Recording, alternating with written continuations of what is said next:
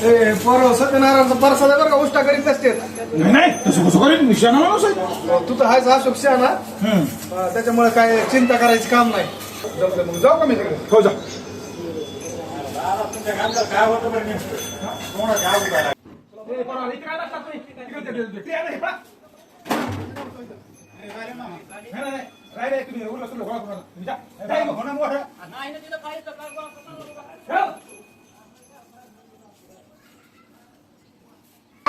有人。